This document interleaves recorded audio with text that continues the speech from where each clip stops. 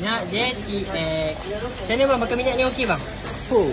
Terbang tu. Semelang kan? Terbang. Saya pun Ini barang padu ni. Wangi. wangi bang. Dia letak museum ni.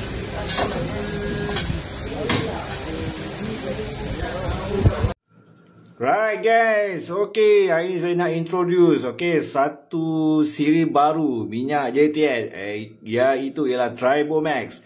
Alright, jadi korang nampak kat sini adalah dia dalam bentuk tin, tin 4 liter.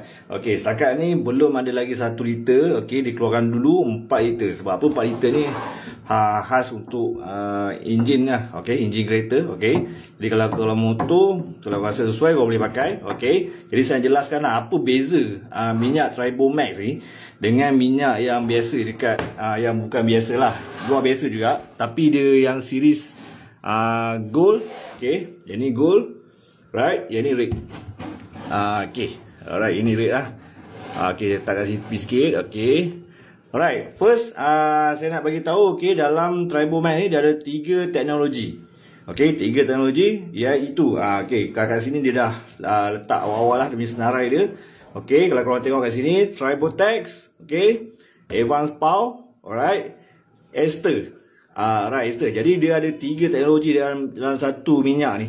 Alright, sebelum ni kita ada teknologi Tribotex. Alright, yang ni pun kalau ada teknologi Tribotex pun dia dah boleh jimat petrol, enjin dah ringan. Okay, dia boleh orang kata enjin bersih, semua ada dekat Tribotex ni. Tapi kali ini, okay, untuk Tribomax ni, okay, Tribomax ni dia ada 2 lagi teknologi, iaitu POW dengan Ester. Okay, jadi dia punya kekatan dia adalah 5W30. Okay, API dia adalah SQ. API dia SQ. Alright, paling tinggi dalam API punya certification tu. Alright, okay, ini bentuk dia lah. Alright, kat sini dia ada tempat buka minyak dia. Alright, okay, saya tengok kat sini.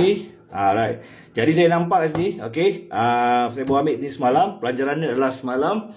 Okay, dia punya ni tin ni dia memang nampak premium. Jadi kalau korang order minyak ni, memang korang rasa macam tin ni korang takkan buang. Tin ni takkan korang akan display kat depan rumah ke ataupun dalam rak ke. Memang cantik. Okay, nampak ni bentuk tin.